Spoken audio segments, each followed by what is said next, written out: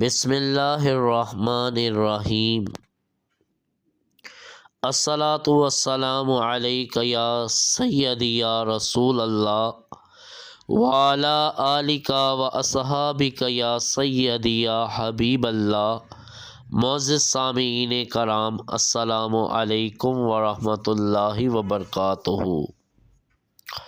درود شریف کی ایک مسند کتاب ہے افضل الصلاۃ علی سید السادات۔ اس کے صفحہ نمبر 31 پہ یوں درج ہے کہ اگر کوئی شخص ایسا ہے جو موت کے قریب ہو، اپنے معاملات میں اللہ تبارک و تعالیٰ سے تلافی چاہتا ہو، یا اس کی بہت سی نمازیں فوت ہو چکی ہوں، بہت سے روزے فوت ہو چکے ہوں، اس نے غفلت میں زندگی گزاری ہو، اسے چاہیے کہ وہ اپنے آپ کو نبی کریم صلی اللہ علیہ وآلہ وسلم پر درود شریف پڑھنے میں مشغول ہو جائے۔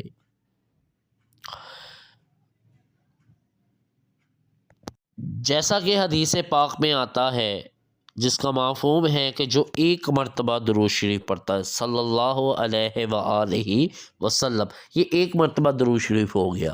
جو ایک مرتبہ درود شریف پڑھتا ہے، اللہ تعالیٰ اس پر 10 رحمتیں نازل فرماتا ہے، اس کے 10 گناہ معاف فرماتا ہے، اس کے 10 درجات بلند فرماتا ہے۔ اب آپ خود سوچیں کہ جس کا موت کا وقت قریب ہو، وہ اپنے معاملات سے معافی چاہتا ہو، درود شریف پڑھنے میں مشغول ہو جائے، جو ایک مرتبہ درود شریف پڑھتا ہے وہ 10، اس کے 10 گناہ معاف ہو جائیں گے۔ جو 10 مرتبہ پڑھے گا 100 گناہ معاف ہو جائیں گے، اور اس حوالے سے وہ جتنا زیادہ درود شریف پڑھتا جائے گا، اس کے اتنے زیادہ گناہ معاف ہوتے جائیں گے۔ اس لیے ہی تو میں آپ لوگوں کو اکثر کہا کرتا ہوں کہ 1 کروڑ درود شریف پڑھنے کی نیت کریں۔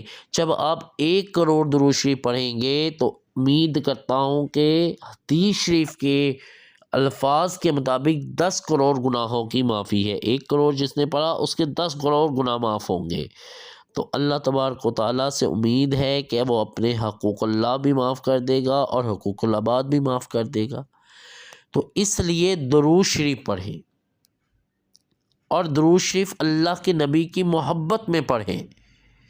درود شریف پڑھنے والے سے اللہ تبارک و تعالیٰ راضی ہو جاتا ہے، اللہ تبارک و تعالیٰ راضی ہو جاتا ہے، کیونکہ یہ وہ عمل ہے جو اللہ تبارک و تعالیٰ خود فرما رہا ہے۔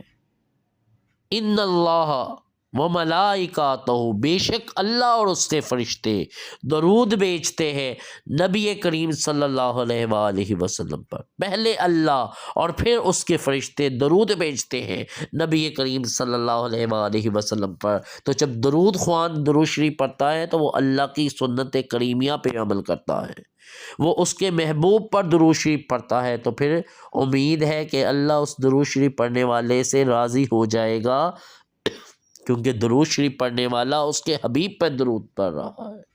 درود شریف پڑھنے والا کیا کہہ رہا ہے؟ اے اللہ، درود و سلام بھیجیے اپنے حبیب نبی کریم صلی اللہ علیہ وآلہ وسلم پر۔ درود خواہ اپنے لیے کچھ نہیں مانگ رہا، وہ کس بات میں مشغول ہے؟ وہ اللہ کے نبی پر درود و سلام پڑھنے پہ مصروف ہے۔